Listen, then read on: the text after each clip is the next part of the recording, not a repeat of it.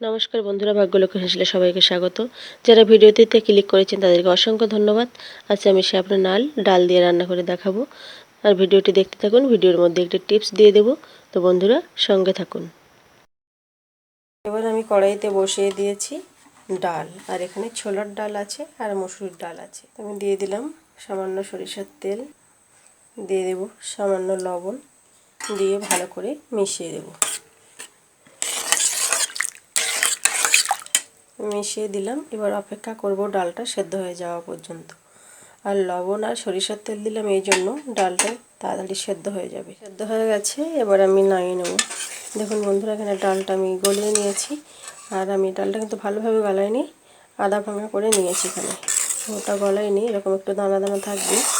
এতে সরিষার তেল দিয়েছি, তেলটা গরম হয়ে গেছে। এবার দিয়ে দেবো 1 চিমটি কালো জিরা। কালো জিরাটা দিয়েছি, গুঁড়ো করে নেব।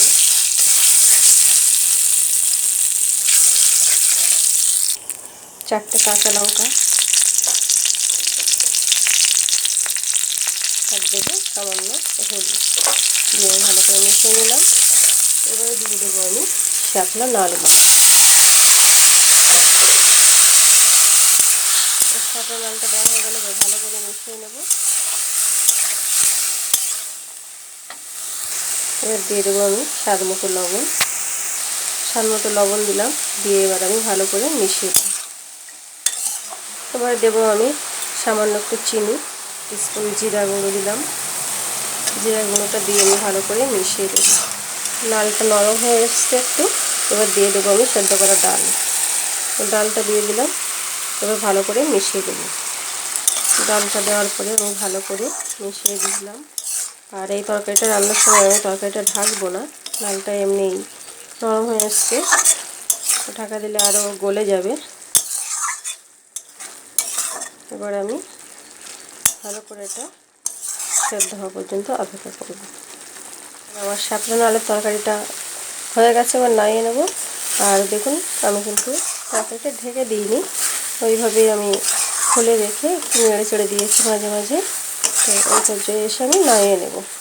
ডাল দিয়ে আমার শাপলা নাড়ের তরকারিটা হয়ে গেছে দেখুন। বন্ধুরা, আমি রেসিপিটা ডেসক্রিপশন বক্সে দিয়ে দিয়েছি, আপনারা ডেসক্রিপশন বক্স থেকে দেখে নেবেন।